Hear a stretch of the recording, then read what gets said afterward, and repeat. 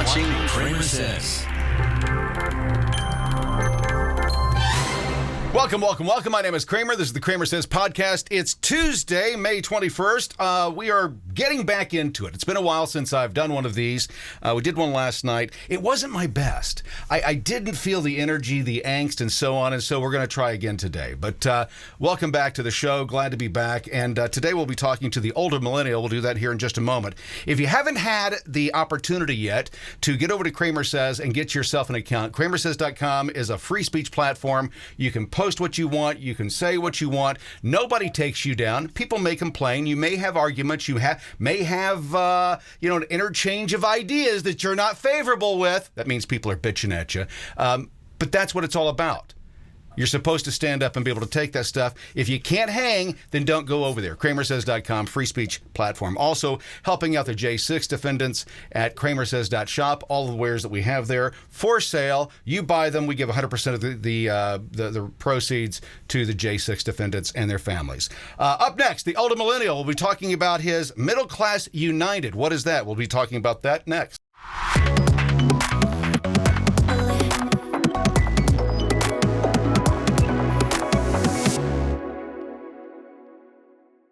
America's political prisoners need our help. CramerSez is on a mission to raise $100,000 or more. Can you help? Join our mission today at CramerSez.shop. CramerSez is back in 3, 2. You're watching CramerSez. Special guest today is the older millennial. You may have seen him on Instagram, TikTok, Twitter, and so on, but he's into something different now. Older millennial, I'm just going to call you OM, if that's okay. That works for me. OM, you've been on social media about the same time I think that I came up. You jumped on about the same time, probably 2021, somewhere in that ballpark, between 20 and 2021. How did you decide, or what was the decision to go on and start giving your ideas about conservatism and airing the dirty laundry on everybody else? Well, I mean, really, like most people who got on COVID, it was born out of boredom. You just had a ton of free time. I got hit by the COVID, shut my company down. And TikTok was a way to pass the time and actually get ideas out to people and see if they were interested. What's your favorite thing about it? Is it pissing people off or actually educating people, or a combination of both? Man, it's a real balance between the two, So the funny thing is, when I actually started on social media, it wasn't political content. Really? I started doing my original content I was Team FU Joe at the time, and my job was to help women better understand how men thought. And it blew up. I went to 1.4 million followers in 6 months. It blew up really good. And then as the election came around, I started to make a little bit of political content. And account got banned. Yeah. And then I kind of went to the political side, I'll be honest with you, more out of spite of being like, how dare you? Like, how dare you just censor me because I said something you don't like? Right. And ever since then, it's been that. And I'll tell you, it is a delicate balance between educating and angering, but it's a fun balance. Well, that's the fun. That's what I think is interesting about it, is that when I got on, I was completely oblivious that social media had become so censored and so woke. I had been gone for several years. I hadn't been on. I'd left social media basically in 2015, 2016, and just didn't have any interest in it. I'm an adult. Why would I be on social media, right? I got things to do. I don't have time to sit here all day.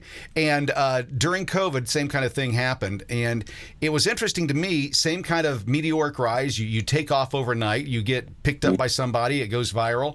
And what's interesting to me is that when I got my first strike, and they said, they've taken this video, I go, what? That's a news story. How can they take a news story? And then we learned what we learned. And I think that what we've seen over the last 3 or 4 years has led us to the position to where we're doing the things that we're doing now. I know that what I'm doing today, I would not have been doing if COVID had not come along. What about you? Same here. I was very happily deep in the corporate world at that point. My entire existence was working for my company and being as successful as possible. And at the time I lived in Florida, so it was interspersed with getting to the beach as much as possible. Right. And that was my whole life. Like you said, I had I had a Facebook account that I don't know, I more responded to than I posted on. Right. Just friends posting pictures or something. And then didn't really use Instagram, didn't really use any social media until TikTok came along. But it became a platform where I thought I would be able to say what I thought. Right.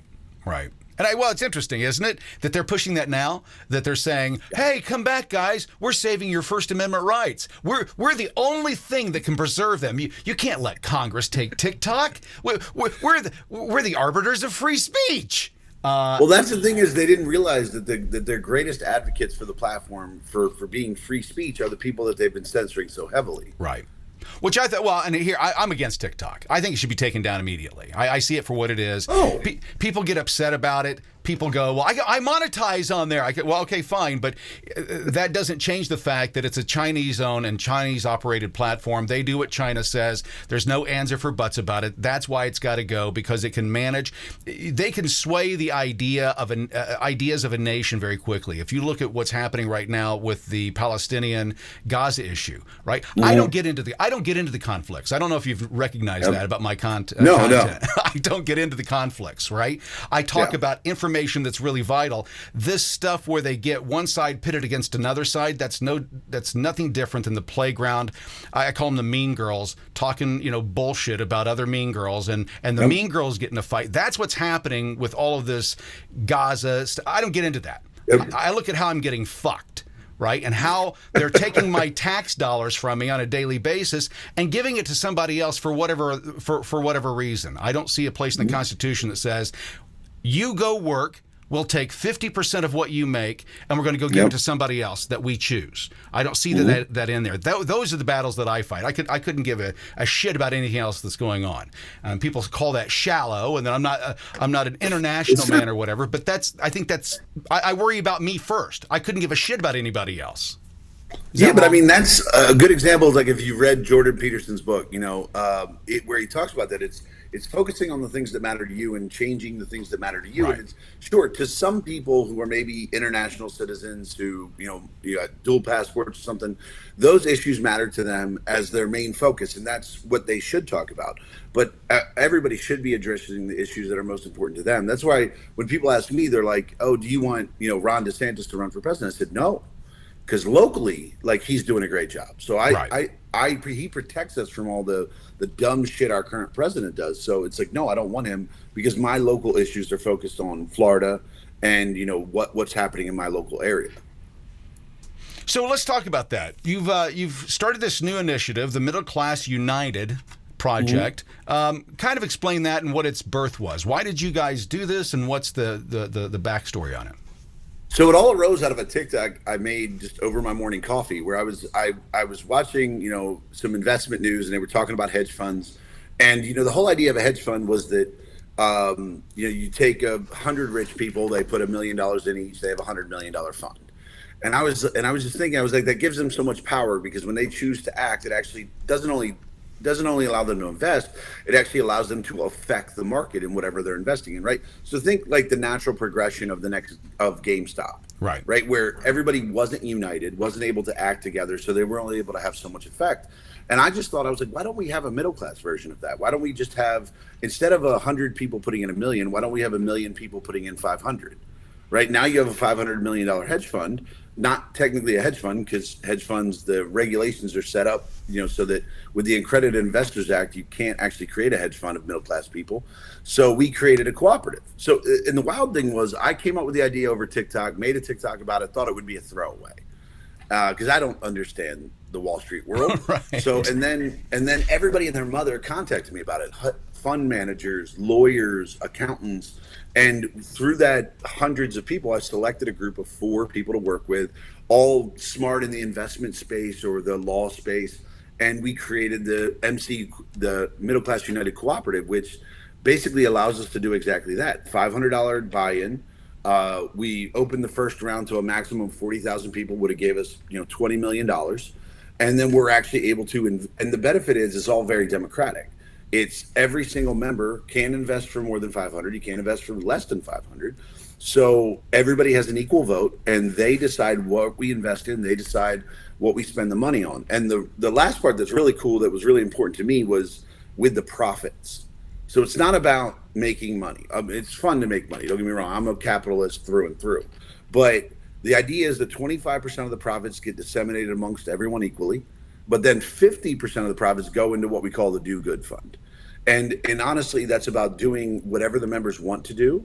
So, but more than anything, it's our ability to show up the government and government organizations that aren't doing what they're supposed to do.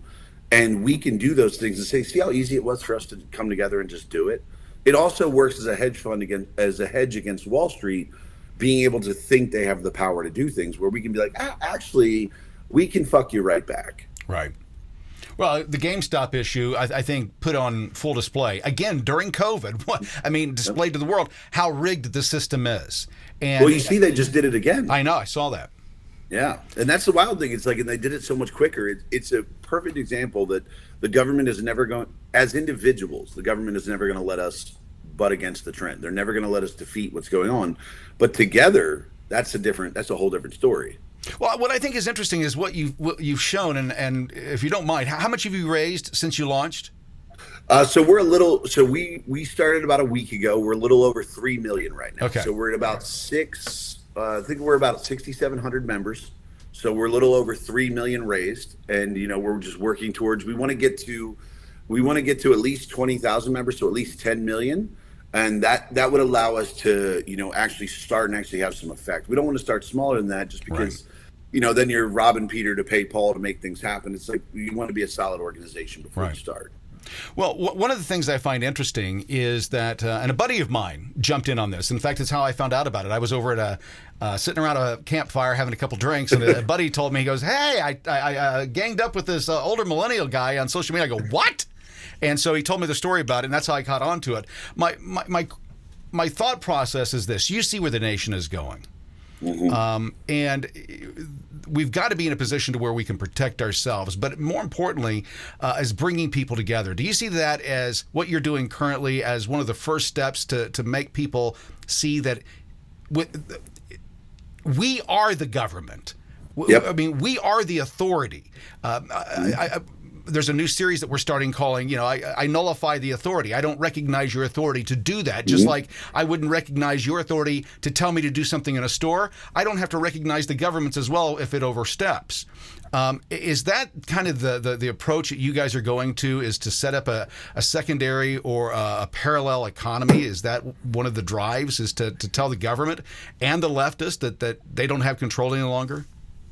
Yeah, I mean, that's a huge part of it. Is when you look at it, is right now the government's not working for us. They're working, and the funny thing is, I had a long talk with somebody. They were like, "I don't understand why the government's doing what they're doing or the steps they're taking."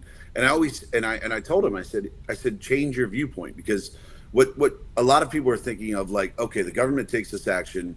Why doesn't it seem to benefit me? Right. And it was like, because the actions they're taking, if you look at it through the viewpoint of does it benefit them, then everything they're doing makes sense. And if you have a government that's acting that way, you have to take matters into your own hands. And that's the way we look at what we're doing, is that, it is a way for us to have a power in a place we've never had power, and to be able to actually show people the effect you can have when you actually, I don't want to say put your money where your mouth is, but, with something small as $500 investment, together that means a lot. But right now people look at, oh, how can I change it? I can't have any power. So they stand in the street and bitch. And it's like, no, you can have power. It just requires you actually working towards it. We think about the same way as, like, if you think about, like, the case from, I can't remember the year, but like Murdoch versus Pennsylvania, where they said no state shall convert a liberty into a license and charge a fee, right? So, and that's what our government's doing. They're converting our liberties into licenses and charging us to participate. And we need to understand what our rights are and what we have the liberty to do, and actually act on it. Well, that's what I've been screaming. I've been for the last 4 years. I've been screaming the exact same thing over and over and over again. Get involved and make your voice heard. And people, again, time and time again, tell me the exact same thing. I don't know how to do that. Right? I don't know how to make my voice heard. And then when we tell them, we showcase, do you find that a lot of times when you say, well, this is how you do it, this is how you make your voice heard, they go, well, that's a lot of work. I don't want to do that. Well, that's the thing is I hear all the time. People say, I'm like, look, I'm doing it. And they're like, yeah, but you have a huge following. It's like, yeah, but I didn't always. Like this is my it happened overnight. 27th account. Yeah, Right. but you have to think this is my 27th account. I've been banned so many times. I normally get to 300,000 followers in about a month, and then accounts banned over and over and over again. And it does take work, but that's why we're trying to facilitate an opportunity for people to have that effect without really, this sounds terrible, but the MCU kind of Americanizes the effort where you don't have to work very hard. We'll do the work. We just need the support. And so I don't want, we Americanize it. We made it investment and intervention for the lazy. So, you don't have to work very hard.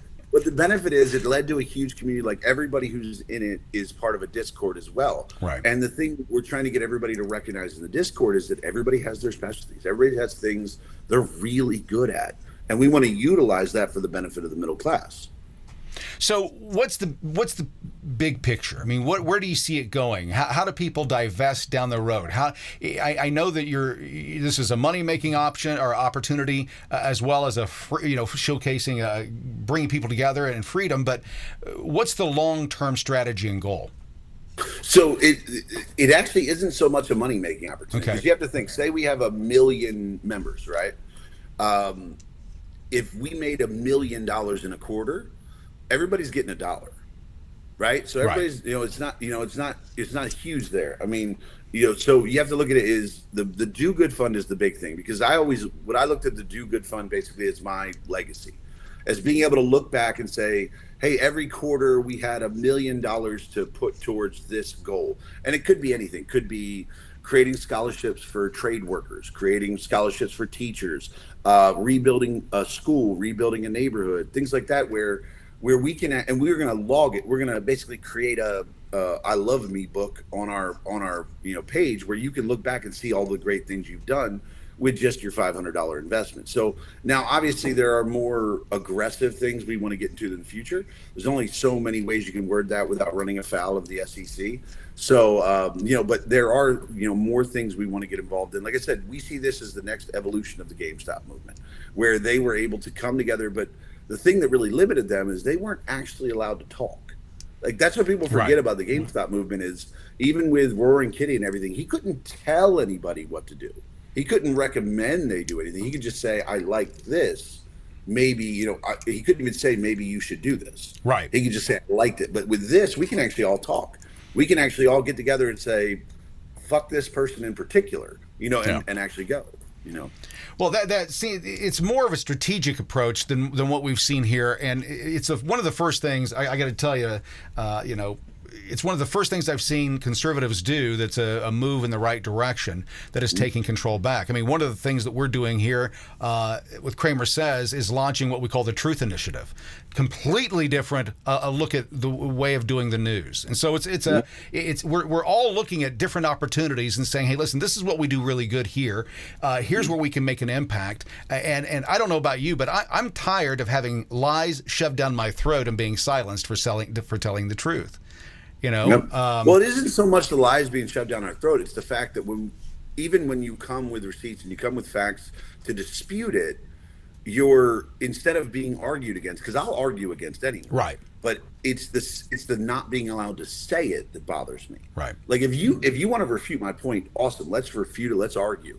But if you just say I don't have a right to say that, that's insanity. Right. Well, and that's, or make a joke. I made a video. Kamala Harris says, sometimes you've got to kick that fucking door down. Right? That was here in the last week. So I made a video of people at the January 6th with keep on knocking, but you can't come in. I thought it was funny. And you can't ridicule the left. That's the thing that they take the hardest. They want to go out in the street and fight with you. They want to punch a Nazi in the mouth. But as soon as you ridicule them, they're done for. That's their Achilles heel. Well, you can only ridicule the ones that have already set themselves up for ridicule. Like that's the found I like a huge part of what I did early on was attack Harry Sisson's points, right? Because he was, obviously paid for by the left, paid by the DNC. And but the benefit is that when I was making videos about him and all of that information about him hadn't come out yet, it was taken down, harassment, bullying, and all this different stuff. So now that he's been found out to be a paid for operative, now he's, it's open season on him. And, they let him make his videos, but as you see, his growth is completely stopped. Oh, yeah. It's kind of dead in the tracks. Yeah. And it's funny because it led to Harry Sisson actually sending me a cease and desist letter. I saw that. For making videos about him, which was beyond hilarious to me that he went to an expensive law firm and sent me a cease and desist. And it's like, it doesn't work that way, dude. The law protects me with my free speech. At least it still does right now. We'll see. How much of a threat do you think that these social media platforms are to, especially to young people, conditioning them to believe that an authority has the ability to silence you because of what you said? Do you see the danger in that? I do. I see it as a blend, though, because, like, say you take away TikTok, right? Right. Most people don't know how to get their voice out without something like this.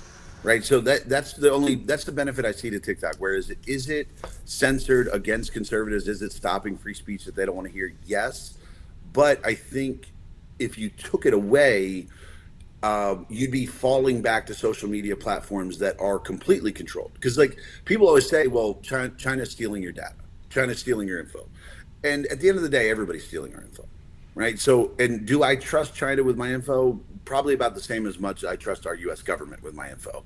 So I look at TikTok as a necessary evil in the sense that the alternatives are all completely controlled by, by companies that are heavily lobbying our government. Well, see, here's the thing, though. I look at it from this point of view.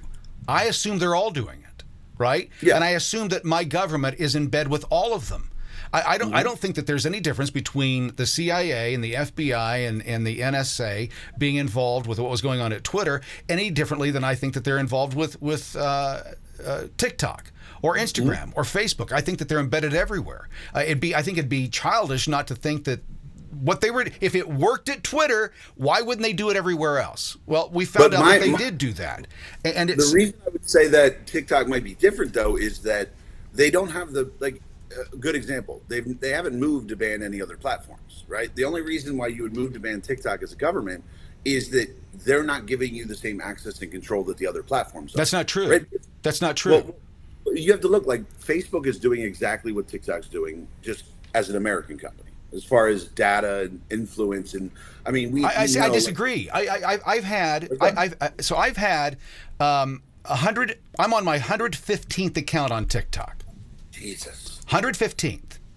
My content isn't much different or any different than what you do. It's a different style, but the same exact genre, right? That's why they always group us together. There's a group that when you come on, hey, you might like this guy too. He's a troublemaker too, right? I've been banned 114 times on TikTok, only once on Instagram. Now, I got to tell you, Instagram is shadow banning me like a motherfucker right now. Yeah. Right? But no different than what TikTok is. TikTok is, I've got 30,000 followers right now, something like that, over a couple weeks.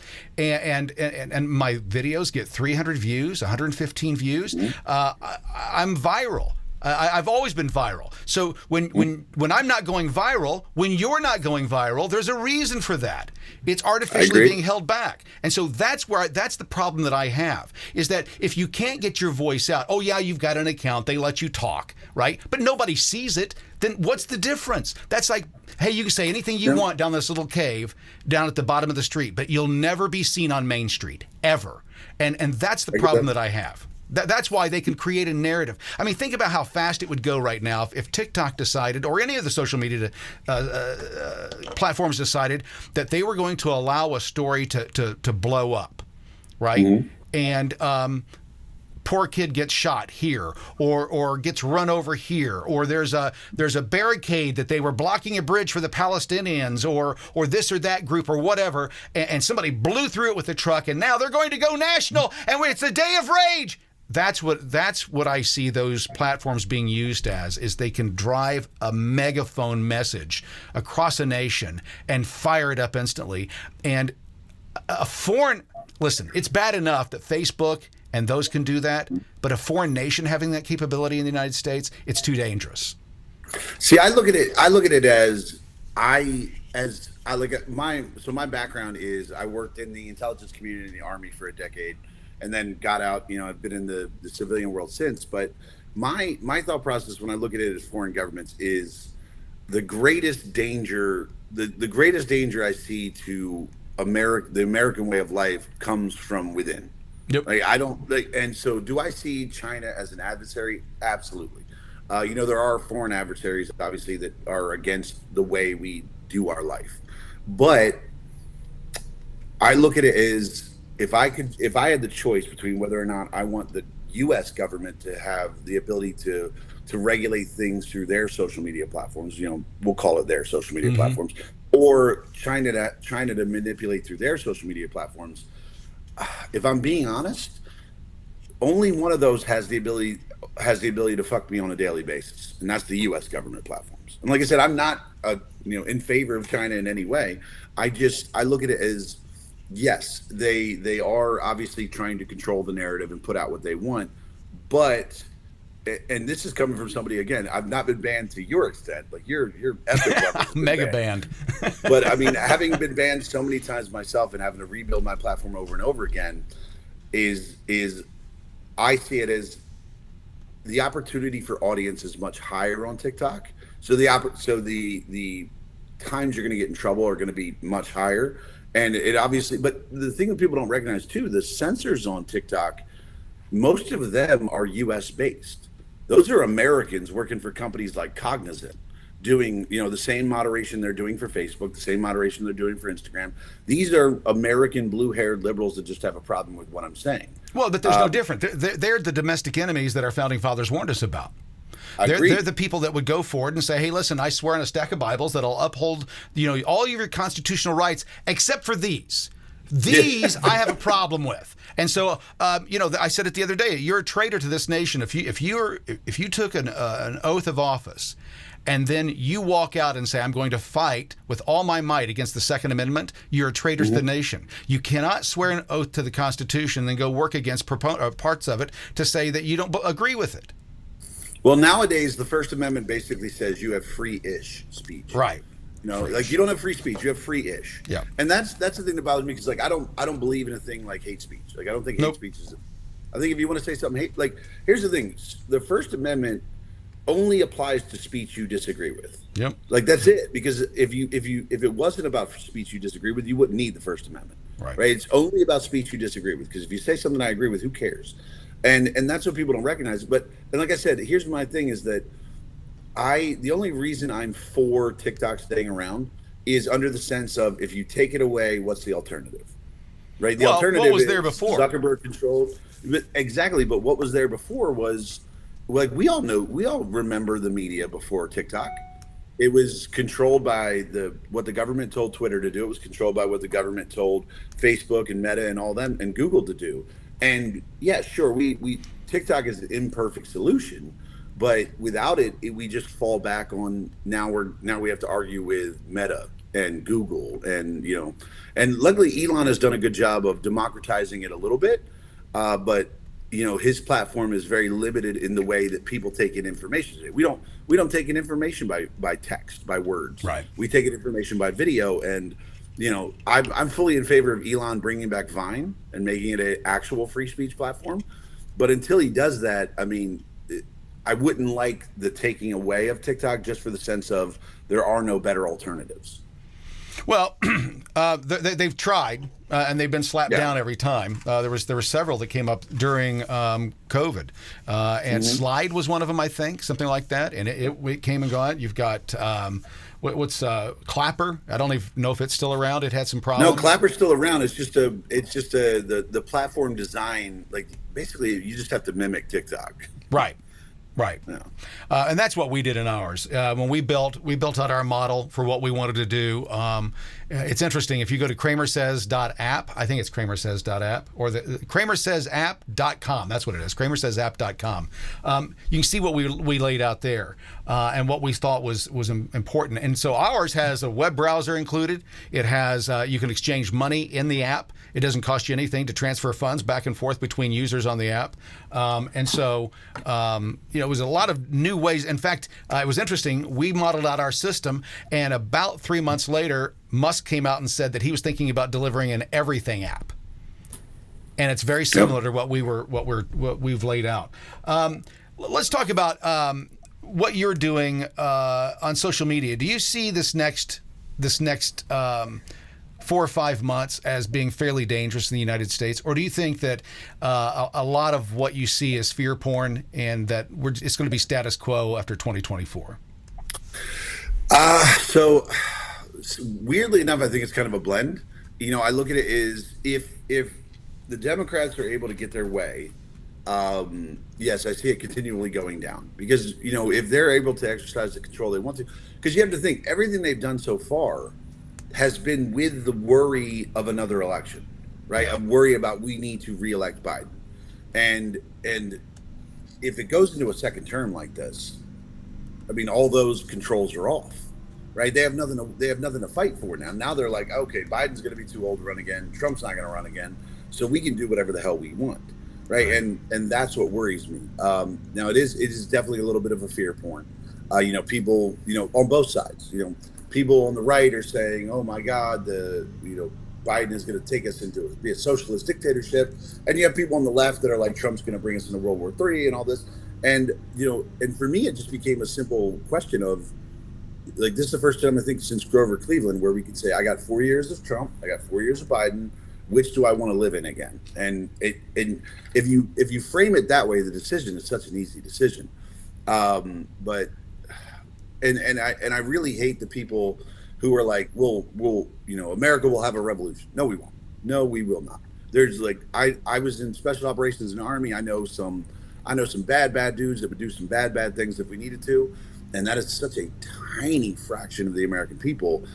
They'll just eat it. And that's the scary part to me. That's the fear for me, is that we're not going to take action. We proved in COVID we won't take action. They'll be able to take away liberties and tell us what to do, and we go, okay. And not only will we say okay, but a large percentage of the American population will fight in favor of their rights being taken away.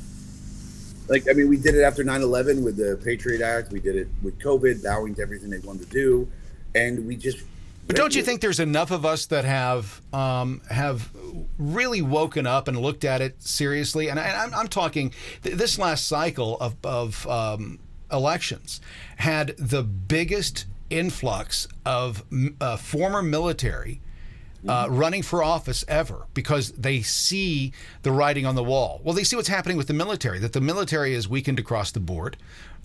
You've got DEI throughout the military. You've got DEI throughout our schools now. You've got DEI throughout our colleges. We've got a whole group of young people that have been conditioned to think that the government is the solution. Mm-hmm. And there's a group of us that are saying, no, I'm not going out that way. Don't you think here's the skeptic's way of looking at it. You're saying former military people going to Congress, right? Mm-hmm. Those are government approved former military people. Right. So when you look at somebody I don't think we're seeing an influx of veterans that we want to go to Congress.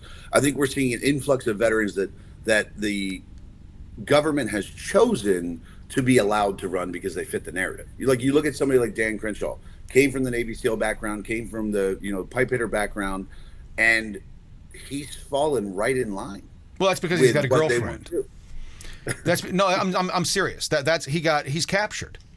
See, that's the thing. That's the thing that I know behind the scenes. I know the behind the scenes stuff of why. I have greater hope than that, OM. I really do. I think that the American people are waking up, and I don't see us going through another. We will not do another 4 years of Joe Biden. See, that's the thing, though. It's a matter of whether or not it's going to be our choice. That's the thing. What do you mean? And here's the. What do you mean? So let's wrap our head around this. There's only three options. Right? Yeah. You've got Trump becomes president through the elections, or Biden becomes president through the elections. Whether you trust them or not, one of them's going to become, or somebody is going to become somebody for the Democrat Party, whether that be Obama or Biden or Michelle Obama or somebody else that they run and change up at the convention. I mean, that's how volatile it is. Rasmussen just did a poll, and the poll said that 41% of Americans believe that we're going to have a civil war, a revolution in this nation within the next 5 years. So that's within this realm of the electoral process of a president. Here's what I think. Biden gets reelected, we have a problem. Trump gets elected, we have a problem. Regardless of who goes into that White House, we've got problems in the streets, especially if they let Trump back in. I don't think they'll do it. I don't think they'll allow Trump back in. Yeah, but it's a matter of, you have to think of how the media can control the narrative, and that's what really worries me. So even if you did have, let's just say you had millions of Americans that were actually willing to revolt, right? It's a matter of how the media spins it. You look back, let's just say the BLM rallies, for instance. That was nothing but riots and destruction with no clear goal, looking to accomplish who knows what with no actual plan, right? But the media managed to spin that into a movement for whatever the hell goals they wanted to spin it for. And that's what worries me, is that even if you had a movement of people who wanted it for the better, you wanted it for, our rights back and our government actually working for us, the media is going to spin that in a way of these that's where you're wrong. Horrible insurrectionists. Nope, because people don't understand how it really works. You know as well as I do. The moment that this breaks off, if it ever happens in this nation, what's one of the first targets that a revolutionary group would go after? The media. Yeah, but how? But here's the thing: they silence the media immediately. They take over TV stations. They take over radio stations. They don't have to take them over for long, but they go in. We've seen it. We saw it happen in Cuba. We saw it happen in Venezuela. We saw it happen in Argentina. This isn't a new tactic. So saying that the media is going to control something, listen, the people. I came from broadcasting. They're all cowards, all of them. That's why they're in broadcasting. That I agree with. I agree with. So if you know that going in up front, they're the first ones to abandon their post. They will not stick. They won't stay in. I had a friend of mine that was his daughter was worked for what's the French publication that got shut up by the Muslims. Le Pen, is that what it was? Oh yeah, Le Pen. I think it was. She was working there at the time. She was back in the U.S. visiting when that happened. He didn't allow her to go back. I'm glad she came back to the U.S. Yeah, well, he didn't. She moved back to France, but he didn't allow her he didn't allow her to go back to that job because, well, he's a coward. He bragged about how brave she was, but she's not going back to the job. My point is that when the system breaks down, everything breaks down, and the rules are the first ones. I said the other day, and correct me if I'm wrong here. You probably see more action than I have, but by the way, I wasn't in the military. I was going to be a strategist. No. But my point is that if when you see the breakdown of society, and you go through the categories of how it happens, one of the last stages for a society to break down is vigilantism. And we're now starting to see that across the board. We're starting to see it with the squatters. We're starting to see it with neighborhoods that are saying no. What's the gentleman in New York that just got cornered by a crowd after he punched a woman? He slashed an 11-year-old in the face with a knife, and the police are having to protect him from the mob. We're living in dangerous times. We got a couple of minutes here left to talk about that. In your content, do you see the voice changing? The people who comment on your stuff, are they changing? Is their voice changing, or have they? I guess my point is, on my content, when I point stuff out, they go, "We've got to go now. We've got to go now. We've got to go now. We've got to do something now." And then when you tell them what to do, they say, "Well, that's that. I don't have time for that." Exactly.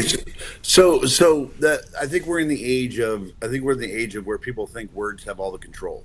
Words are actions, right? And they think that's enough to actually get things done, and it's not.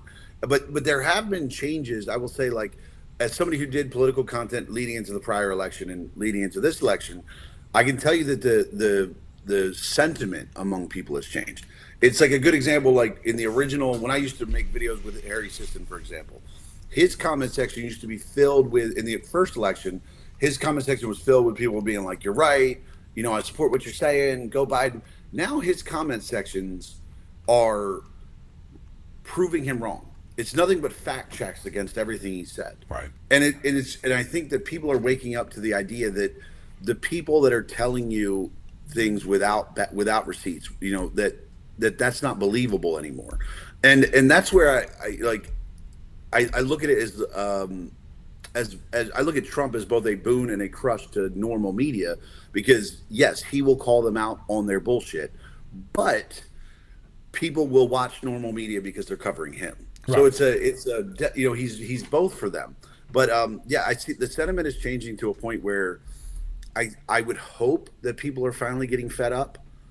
But I would have thought that after the Patriot Act and Snowden and who's the other guy, the WikiLeaks guy, Assange. After that, the people would have had a problem. But then I watched us cheer the fact that Snowden was prosecuted and Assange was prosecuted, and I was like, well, maybe we're waking up. And then we got the COVID, and everybody bit along to the party line again. And that's what worries me, is that I've seen the fallibility of the American people to bend to the will of power, and I can only hope that enough will be enough at some point. But again, I don't know about you. I don't have confidence in the common man for the most part. Well, here's what I understand is, and I may have seen this in my content, but I moved around quite a bit. We weren't military brats. I was a preacher's kid, right? So we went to different churches all across the country, and I ended up going to 14 different schools. I started school in a new school 14 times. So 114 accounts on TikTok, nothing for me. So I went in and started over 14 times in school, and what I learned is how bullies work and the mentality of how they manipulate the kids on the playground, and it's very simple. It's everybody's acting in their own best interest of not getting their ass kicked by the bully. That's really what it comes down to. And if you don't care what the bully says, then you can do whatever the fuck you want. But you won't be invited to Timmy's birthday party because Timmy doesn't want the bully knowing that you're friends with Timmy. So you can't come to the birthday party because, well, he's got to be there. The bully's got to be there. And when you look at it from that point and you say, okay, let's look at our life, what you're doing right now, and put it back on the playground when we were kids. Has it changed at all? It hasn't.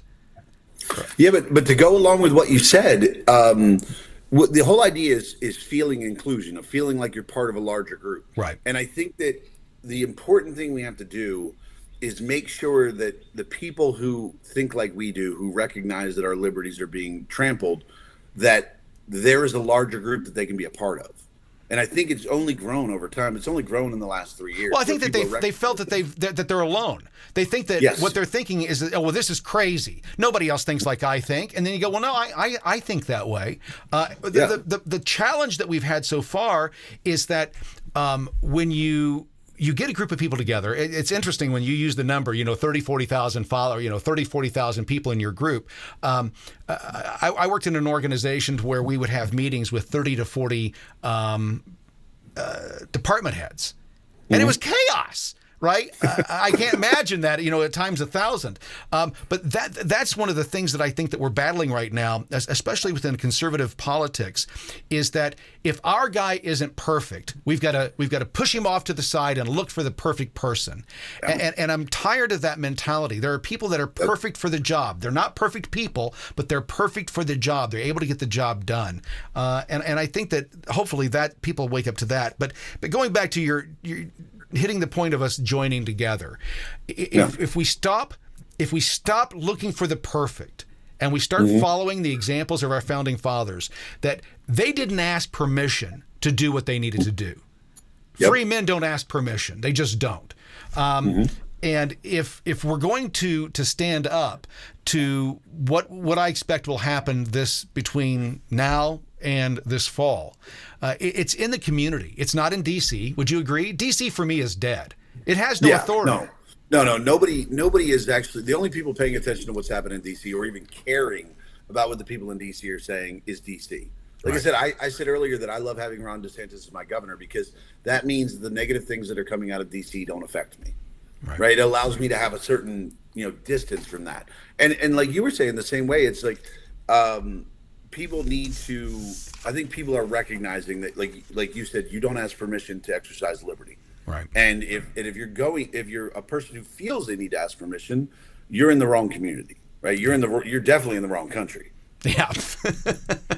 Like if you want to ask permission for things, like, there's plenty of countries that will abide you on that, but that should never be the way we do it in the U.S. Well, and that's what I said the other day. I had a guy that, well, you might know him.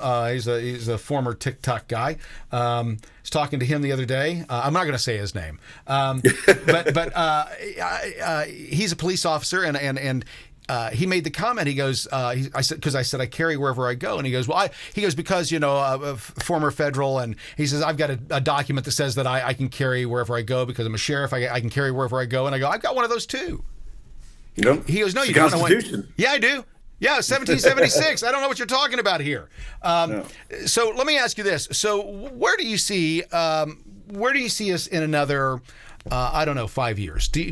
Are you in the mindset that we're not going down that rabbit hole of a revolution, or are you more optimistic than 41% are? Are you part of the 59%? Well, I mean, I look at it in the historical sense of America being an empire, right? And empires don't last. There's no way you can have this level of opulence, this level of reckless spending, and maintain as a nation. So I see us one of two paths. One, either we're able to recognize that the way that our government operates is not a reality. It's not a long-term reality, because it's just not. Spending that amount of money is just not possible to stick around. If we're able to recognize that and start to, structure our government in a way, like, that's why I love Vivek coming in there saying, I'm going to fire 75%. Said, love it right off the bat. That's perfectly fine with me. Or we go down a path where we, as a result, we give the government more power because we rely on them for more things, and we are no longer the country that we used to know. Sadly, I see it more leaning towards the latter, because I see people being more comfortable with tyranny as long as they get to live comfortably than they are with revolution to make sure they live the way that we were intended to live. And it's a scary thought, but the only pathway forward that actually maintains America as it is not going to be comfortable for the American people. Well, that's what I've been saying. It's not going to, if there's a revolution or civil war, it's going to it's going to rock the boat. It's not going to the status quo will not be there anymore, and that's what I fear most. I've been predicting for the last several years that it'll be a cascade event. It'll be similar to Katrina, but on a national scale. It'll be similar to 9/11, but on a national scale, and it'll be a shutdown of systems. And when I say systems, I'm talking about Western civilization. And people go, "Oh, that can't happen." Yeah, that's why it definitely can. Yeah, because people are afraid. It would be like people living in the Roman Empire saying this will never end. Never happen. And the scary thing to me is I believe there are probably millions of Americans out there who wouldn't fight for their liberty if it interrupted their ability to get their morning latte. I agree 100%. But the interesting thing about those people, and there's a buddy of mine I worked with for a long time. He and his family uber liberal. In fact, it was his daughter that was working at Le Pen. He made the comment one time, well, if the world ended, and I go, my kids would eat your kids. Your kids nearly burned down the house using a rice cooker. Your kids are too stupid. My kids will eat your kids. And that's where I think that we're headed, is that there's a group of people, everybody that I've surrounded myself by, and here in the last 4 or 5 years are all special ops.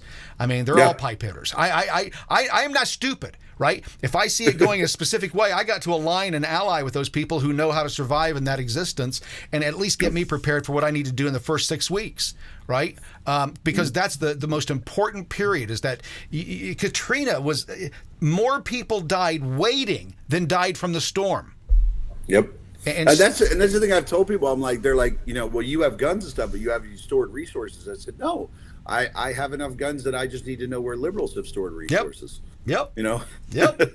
Because we know how they feel, and people go, oh, that's mean. You're showcasing hate, or that's your fascism showing. No, that's survival. That's how.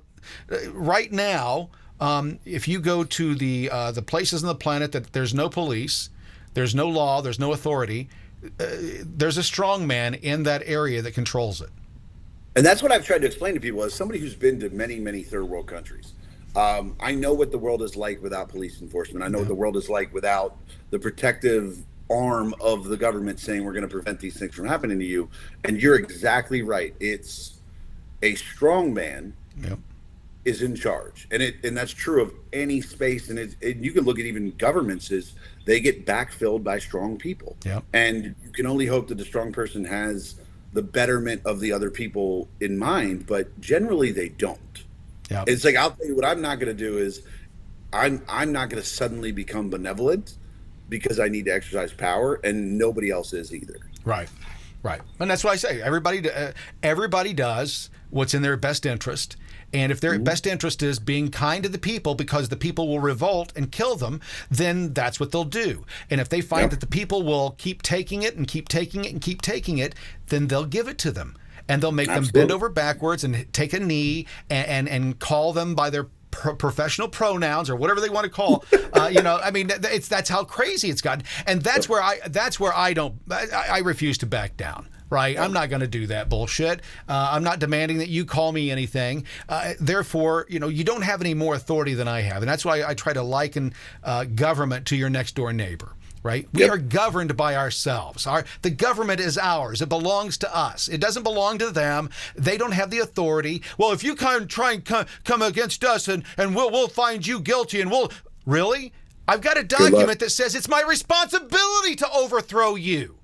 Agreed. And so people have to learn that talking about these things and being loud about them. I was at January 6th. I was very loud then. I've been loud since. And that's what scares the bully on the playground. Not the silent kid, but the kid who says, I'm not taking it anymore. Come get me. Right? Because I've got another 1 million, 2 million, 5 million, whatever behind me. They're going to take my place, and you can't do it forever. Let's wrap up here. Talk about, again, let's tell everybody about MCU, exactly what it is and why they should join if there's still space available. It sounds like there is. So kind of go through your sales pitch and then we'll close up. Yeah, so the Middle Class United Cooperative, the MCU Co-op, like I said, I started out as the idea was a middle class hedge fund, a chance for the middle class to come together for a low cost. Rather than millions of dollars buying in, you buy in for $500. You're a member. You have equal voting. So you vote what we invest in. You vote what we do with the money. The idea is that a small percentage goes to paying, the money back, you being able to make money. The largest percentage goes to being able to do amazing things for the middle class with it. Again, that every member will actually get to vote on. So it's a way to call the government on their bullshit of why they can't do things, of why they don't get things done, and actually help the people who really have no avenue other than begging the government for help. There you go. Perfectly said. Thank you so much. Thank you for having me. Yeah, it's the first time. I've been seeing your stuff for 4 or 5 years here, and now finally meet. That is the best thing about social media, I guess, is bringing people together like this. So thanks again for joining us. We will be back tomorrow with a new guest. In fact, Jim Hoft is my guest tomorrow. We'll see you then. Bye-bye.